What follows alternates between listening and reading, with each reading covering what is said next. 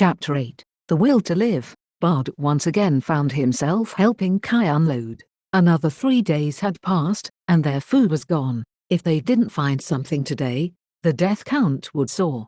They were down about a third, and despite that the people still remained kind, he counted it a blessing that those who had come were so patient, though it likely stemmed from suffering under Holger and his people. He was grateful none of them had decided to come. As Sen prepared to leave, Kai stood up and began looking anxious. It wasn't the movements he did when finding shades, and it didn't seem like it was the warring tribes. Those were still a few days out at least. He looked out in the direction that Kai did, but couldn't see anything. He then forced his fatigued and starving body up onto Kai's back and froze as he looked out. "Elvira!"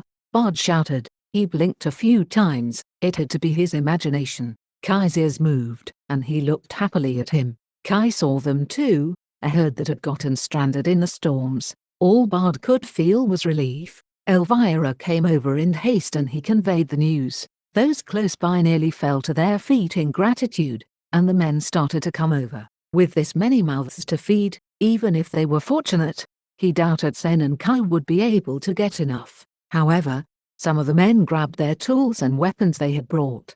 Ruger also came over with rifle in hand. He was guiding his horse and Sen eagerly came over. Within moments, they had organized a group of men, who were still capable of moving to hunt down the herd. Bard stayed back, sliding off Kai so he could join. Sen argued about having her and Kai move to spook the herd towards them, making it easier to hunt. Ruger argued to have them pass nearby but not directly at them, as they could become injured from the beasts in their frenzy. Once plans were laid out, the men went out on horses guided by Sen and Kai. After an hour, they returned with a huge catch. 14 of the large creatures were dragged back, and the men shouted their triumph. The women and children who were famished weakly offered their joys, while those not too starved came and began to carve the meat.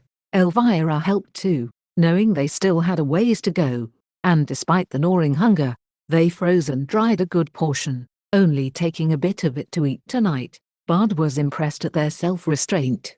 The only issue was appeasing the children who cried, asking for more. Bard, along with some of the men, couldn't bear to hear their cries and shared their meals with the kids. As Bard approached one of the older boys, he denied the food. "Please, Chief, give it to Mum," he said as he looked back at her. She shook her head and then coughed. Bard's eyes became soft as he saw her complexion. She was looking a bit thin, but her eyes showed the kind of fatigue he had seen over and over the past few days, the kind that occurred before one passed away. She was barely hanging on. Bard looked once at her and then the young man. He found it admirable the boy thought of his mother, and he moved to offer her the food. Again she shook her head. "You can tell, can't ye? I'm not long for this world," she managed to rasp between breaths. "Give it to me, son, please," she pled. Bard looked at the boy, who had tears staining his cheeks. He moved closer and grabbed his mother's hand. "You need to eat, Mum," he begged.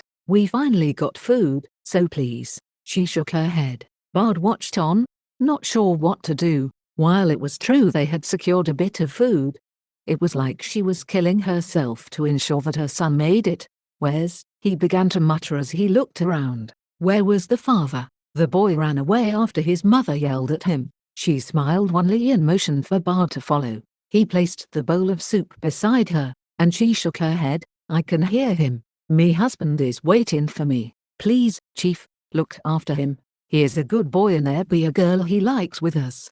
So I want him to be able to find happiness," she said, pushing the bowl back towards him. Bard bit his lip. "Happiness won't come easy without you there," he said softly. "I know, but 'tis better this way," she said. Bard stiffened at her words. So similar, but a bit different. He shook his head as he recalled his mother's last words. He stayed by her, and she looked helplessly at him. He pushed the bowl towards her again. "Eat up. Even if it becomes your last, then try to live. I lost my mother who tried to protect me, and I know what pains this will put him through, especially if you don't try." She looked at him in surprise, then looked down with gritted teeth. Bard rose, and she looked briefly at him before he walked away. He found the boy outside, huddled near a fire. He walked over, feet crunching on the snow. When he looked up and didn't see the bowl of soup, he looked relieved. Bard walked past and scraped the bottom of the pot. He then brought that over and handed it to the boy. "Try not to make your mother worry so much," he said as he gave it. The boy looked surprised and hesitantly accepted the meager serving. As Bard saw him take a bite, he left and returned to Kai, hungry. He didn't feel like talking much with Sen before sleeping. The emotional strain along with the want for food left him overwhelmed and tired. In the morning, Sen woke him with a warm bowl against his cheek. As he grabbed it, he saw a few bodies being prepared for burial. None seemed to be the size of the boy or his mother, so he hoped they had made it to today. Though he didn't exactly look very much as he worried about it. "They're fine, and you need to eat too," Sen said as she placed the bowl in his hands. "Honestly, if I had known you had been giving your rations away," she grumbled, switching to a sternum, so the others wouldn't understand. Bard vaguely spooned up some of the food. The warmth was welcoming, as was the food. Sen looked at him and smiled before eating into her own food. With the added food and less people, a few of the pole sleds were changed to carry supplies once again. Kai was laden with quite a bit of the food this time, which was tempting and amusing to watch him as he walked dutifully at the front. However, now that food had become the smallest concern, the cold became the biggest factor. While the sunstones were helping alleviate it, they were woefully inadequate against the dropping temperatures. More passed, till nearly half of those who had begun the journey had died. Bard hated that he was growing accustomed to hearing the cries of those mourning. More graves were dug.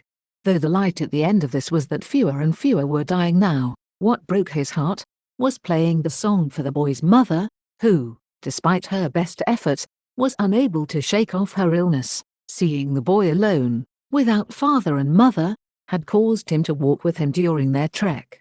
The night didn't offer any relief, as the shades became abundant as they traveled. As they came closer to Elder Perspective's woods, Bard had the boy join Elvira and Ruger as he knew he would be busy, and the boy needed someone who could stick around longer than him and Sen could. As they came within a few days of her forest, Bard instructed the survivors on what to expect. The fact that no dryads lived in her woods helped to alleviate their fears. Sen promised to move the trees into basic structures for the people to live in while they fetched her people, which brought much relief. It helped to encourage the folks to pick up the pace, as a roof more solid than fabric was a welcome thought.